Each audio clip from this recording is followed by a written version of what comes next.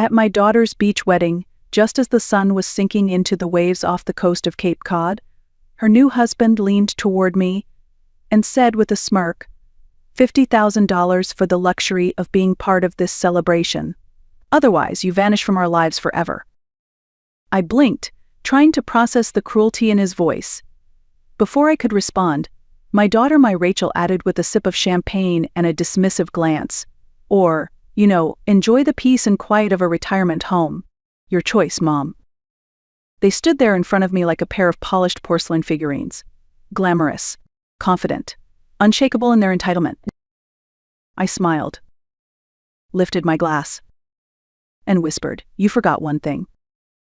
The air around us seemed to still. Just for a second. A gust of sea breeze lifted the edge of my shawl, and the sound of the waves crashing behind us filled the silence that followed. Their faces paled. Not dramatically, not instantly, but just enough for me to see at the flicker of doubt the edge of fear. I hadn't raised my voice. I hadn't argued. But something in my tone, in the certainty behind my words, had landed, and they knew. What they didn't know was that I'd been planning for this moment for months. I hadn't come to the wedding unprepared. I hadn't come simply to be humiliated. No, I came knowing exactly who they had become and what they thought I was. They believed I was weak, alone, easy to discard. They forgot that I had built my life from nothing once before. And I could tear down theirs without ever lifting my voice. You forgot one thing, I repeated softly, the wind carrying my words out to sea. Then, I excused myself to powder my nose, leaving them standing there. Because the storm they had summoned, it had already begun. I was 28 the night I left my old life behind. It was raining hard in Boston, the kind of rain that soaked you in seconds. The windows of our cramped apartment rattled with every gust of wind, but inside it was the silence that chilled me most. My husband, Tom, had passed out on the couch, snoring loudly, his rage spent for now. My cheek was swollen. Again. And in the hallway, my 4-year-old daughter stood barefoot in her pajamas, clutching a worn-out stuffed bunny to her chest, her face streaked with tears. That look in her eyes, wide, resigned, too wise for her age, that's what did it. Not the bruises. Not the yelling. But her eyes. And the fact that she didn't cry out anymore. She had already learned that being silent was safer. That was the moment everything shifted. I moved quickly, like someone in a dream.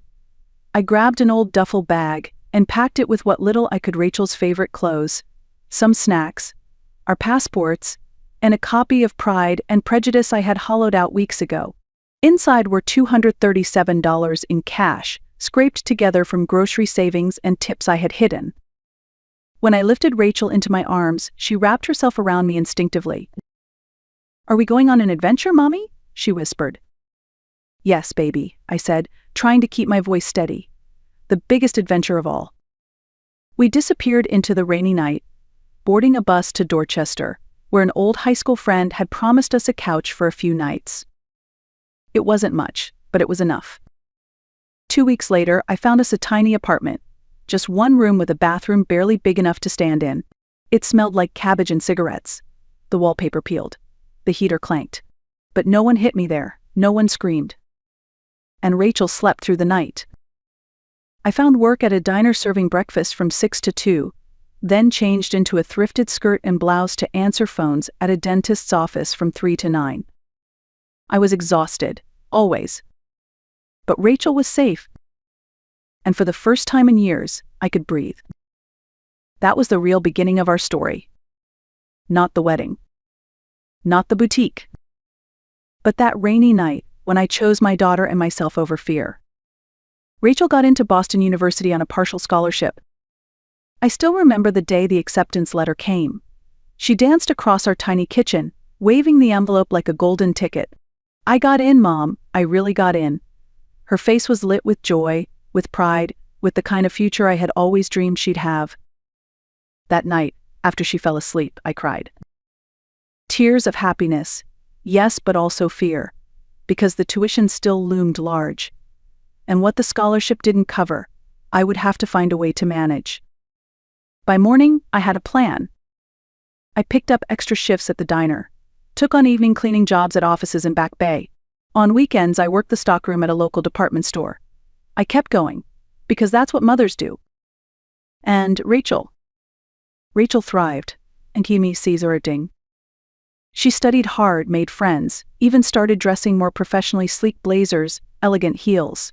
When she came home for visits, she'd tell me about her marketing classes, her group projects, her dreams of launching something big. A brand, a boutique, something elegant and modern. She spoke about it with stars in her eyes. After graduation, the call came at nearly midnight. I had just gotten home from a double shift and was about to collapse into bed. "Mom," she said, her voice trembling, "I think I found it." A storefront, small, but full of character. Exposed brick, original hardwood, big windows. "It's perfect," she said breathlessly. "I can see it all. The displays, the collections, the feel of it. But I need help. I need startup money. I know it's a lot to ask, but..." "How much?" I asked. She hesitated. 97,000. The number knocked the air out of me. That was more than I had in savings. But then I thought of the one thing I'd protected all these years, my retirement fund. Modest, but consistent. Every paycheck, every month, a little tucked away for a someday that never quite came. I met with Sarah Miller the next day, my friend from high school, now a paralegal at a respected Boston law firm. Years ago, I'd let her sleep on my pull-out couch when her marriage fell apart. Now she sat across from me in a downtown office, reviewing the paperwork to liquidate my future. "You're sure about this?" she asked. "Unsure." But Sarah wasn't done. She added something extra: partnership papers. "You'll retain 51% ownership," she said firmly. "Rachel will be the face, but you'll be protected." I hesitated, but she insisted. "This isn't about control. It's about security for both of you." Rachel signed the papers without reading them. She was too busy dreaming. 3 months later, Rachel's closet opened with cheese platters, plastic flutes of sparkling wine, and a stack of handwritten invitations. I stood in the back, watching her shine. The boutique was beautiful. She was radiant. And I was happy to be her silent partner. Because this was the dream. Ours. For a while, everything felt like it was falling into place. The boutique grew slowly at first. Sales were modest. Rent was tight. Rachel worked 14-hour days, window displays late into the night, back and forth with designers, running her own social media, answering emails herself. I helped in the background, restocking inventory after closing hours, keeping the books clean, paying for unexpected costs without ever mentioning them. Then one day, everything changed. A girl from college, Elisa, I think, came by the store. She was one of those rising lifestyle influencers. She tried on a cobalt blue sheath dress and posted a photo on Instagram with some flattering caption. The next morning, there was a line outside the store. By that afternoon, Rachel had sold out. Suddenly, Rachel's closet was on the map. She was featured in local magazines. Other influencers dropped in. Customers came from across the city. In 6 months, she was eyeing the vacant space next door. I watched it all with joy swelling in my chest. I only visited after closing. That was my choice. I knew I didn't belong to her new, elegant world, the gleaming shelves, the minimalist decor, the polished customers in designer heels. I came late, wearing the same old sweaters and sneakers I'd worn for years, always careful not to disrupt. "Mom, you should come during the day sometime," Rachel would say casually. "Your world, not mine," I'd smile. "I'm just happy to see it grow." But one night, I came by earlier than usual, holding takeout in a paper bag to surprise her. She was at the counter, chatting with a customer. I stood quietly by the racks, listening. "You've created something amazing," the woman said. "How did you pull this off right out of college?" Rachel smiled, confident and glowing. "I built it from nothing," she said. "Just hard work and a clear vision. No one handed me anything." Her voice was light. Her words were knives. "I built it from nothing. Nobody handed me anything." I turned and left without saying a word, the bag of food still clutched in my hand. Outside, I leaned against the brick wall, trying to steady my breath. That was the night I realized I had disappeared from her story. Not just quietly, not accidentally. Erased. I wasn't part of the narrative anymore. I was just the shadow behind the light. A few months after that night, Rachel met David Harrington. She introduced him briefly at a Chamber of Commerce gala, where she was being honored as one of Boston's top entrepreneurs under 30. I had gone with her my first time stepping into her world, in public dressed in a clearance rack navy dress, and with my hair done at a salon for the first time in years. David was polished, wealthy, confident. The kind of man who said your name once and then never forgot it. I could see right away he liked power. And Rachel, in her sleek heels and boutique success, looked like a perfect match for the world he came from. Within weeks they were inseparable. Dinners were canceled. Calls went unanswered. She was swept up in his world, rooftop parties, wine tastings, vacations in the Hamptons. When we did talk, David's name came up constantly. David thinks the boutique could go global. David's parents know investors. David's teaching me how real businesses scale. He spoke in buzzwords, and she repeated them like scripture. Then one day, I learned about their engagement from Facebook.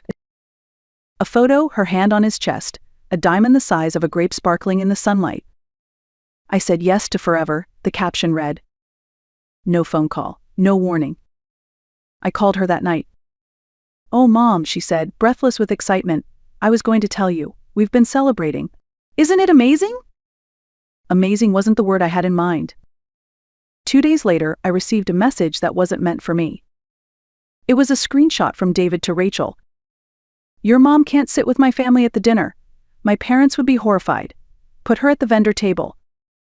I stared at the screen, waiting for her reply, waiting for her to stand up for me. But no defense came.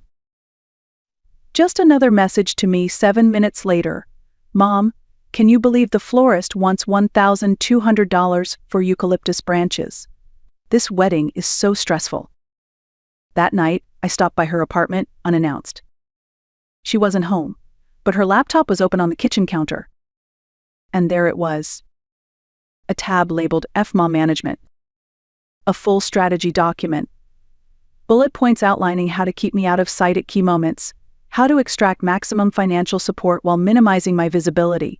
A comment from David, after the wedding, it'll be easier to create distance.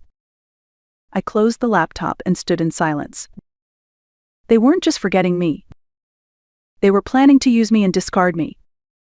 And that's when I called Sarah. I need you, I said. And I need you not to ask questions yet. Sarah didn't hesitate.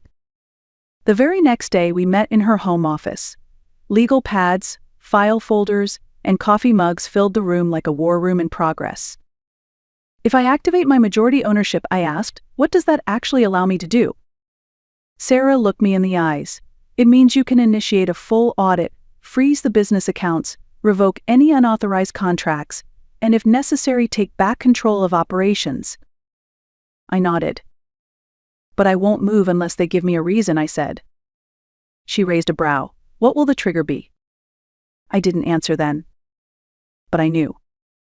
And it came on Rachel's wedding day, on that Cape Cod beach, under strings of fairy lights and soft jazz floating from rented speakers. When David turned to me, drink in hand, and said with a smile too polished to be sincere, $50,000. Pay it or vanish forever.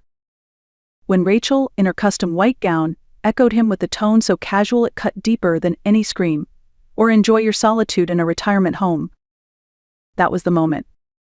The one they never saw coming. I lifted my glass slowly, savoring the bitter champagne, then whispered the words I had rehearsed in my mind for weeks. You forgot one thing? Their smirks faltered. The flicker of fear in their eyes was brief, but it was there and it was all I needed. I need to powder my nose, I said lightly. Then I walked away, heels clicking on stone, heart calm for the first time in years. Not out of revenge, but because the moment had arrived. The signal was ready. And so was I. I didn't go to the restroom. Instead, I walked past the marble-floored corridor, across the deck, and down the narrow wooden boardwalk that curved between the dunes. There, tucked in a small alcove facing the ocean, I sat on a weathered bench and pulled out my phone. The sun was setting, casting gold over the waves. I typed one sentence. Sandcastle time. Within moments, Sarah replied. Understood. Packages delivering now. Legal team standing by. Are you okay? I stared at the horizon for a long beat, then responded. I will be. 7 minutes. That's how long I stayed on that bench. Just long enough to let go of the last strand of hope that my daughter would choose love over image, truth over performance. Then I stood, brushed the sand from my shoes, and made my way back toward the reception, this time from a different angle, staying along the outer path to observe unseen. The unraveling had already begun. The wedding coordinator approached David's parents first. She handed them a sealed envelope with calm professionalism. "This was delivered for you, Mr. and Mrs. Harrington." Similar scenes played out at tables around the venue. Every envelope went to someone who had unknowingly invested in Rachel's closet under David's guidance. Inside each envelope, a legal notice of immediate audit, notification of asset freeze, and Sarah's team's detailed explanation of financial irregularities and unauthorized actions. It didn't take long for concern to spread. David's father was the first to react. His face darkened as he read. He rose abruptly, napkin falling to the floor, and made his way across the venue with thunder in his eyes. Meanwhile, phones buzzed. Rachel's company email, now under my access, sent automated messages to all vendors, clients, and board members. Subject line: immediate business hold, pending legal review. I stepped out of the shadows and walked along the edge of the gathering. David's voice was low and urgent, arguing with his father. Rachel stood frozen, holding her champagne like a shield, her face pale beneath the makeup. Then she saw me. "Mom?" She rushed over, panic rising. "What's happening? Everyone's getting these insane emails about the boutique." I looked her in the eye. "Not insane," I said evenly. "Accurate. I'm exercising my rights as majority owner." David appeared beside her, jaw clenched, the smooth polish gone from his expression. "What have you done?" he hissed, voice low. "I've protected my investment," I replied calmly. "Did you think I wouldn't notice the unauthorized investors? The missing funds?" Rachel's eyes darted. "We can explain, Mom. Please, it was just temporary. We were going to pay it back." "To fund David's side project," I said. "A real estate venture he wasn't confident enough to pitch to his own parents, so he funneled money from the boutique instead." David's face drained of color. Across the lawn, his father was now speaking furiously with a couple holding another envelope. "You have no idea who you're dealing with," David said through clenched teeth. "My family." "Is that why your father looks ready to disown you?" I asked, nodding in the man's direction. "I wonder how he feels about you using a boutique as a personal piggy bank." Rachel looked at me, tears filling her eyes. "Mom," she whispered, "you have to fix this. Please. Everything we've worked for." I cut her off gently. "Everything I worked for." She reached for me, desperate. "I'm your daughter, your only child. You can't do this to me." I paused. That old instinct to protect, to forgive stirred for one final time. But then I remembered the spreadsheet, the vendor table, the silence after the betrayal. "I already did," I said softly. "You showed me what I meant to you. I just finally believed it." David's phone rang. Rachel's buzzed again. Emails, legal notices, repercussions. They spiraled into panic. And I turned and walked away. Through the chaos, through the whispers, through the shame that no longer belonged to me. My heels clicked across the wooden deck, steady and sure. Not angry. Not broken. Just done. I left the reception without another glance. At the edge of the property, I slipped off my heels and stepped onto the cool sand, letting the ocean breeze wash over me. With every step away from that glittering disaster, I felt lighter, freer. 3 miles down the beach, Sarah waited in her gray sedan, the engine quietly running. She didn't ask questions, just smiled and opened the passenger door. We drove in silence for a while, the coast blurring past in the rearview mirror. I didn't need to look back. I already knew what I was leaving behind. Not just a wedding. Not just a betrayal.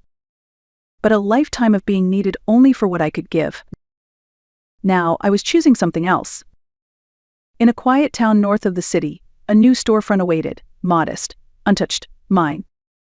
I would open something small, simple. Built not on sacrifice but on joy, not for anyone else's validation, just for me. Let Rachel have her spotlight. Let David rebuild his image. I had no revenge to savor, only peace to protect. For the first time in decades, I wasn't someone's mother, someone's backup plan, someone's savings account. I was just me. And that was finally enough. If this story moved you, don't forget to hit that like button, it helps more than you know. Have you ever had to walk away to find peace? Share your thoughts in the comments below. And if you love stories of quiet strength and redemption, subscribe for more. We're just getting started.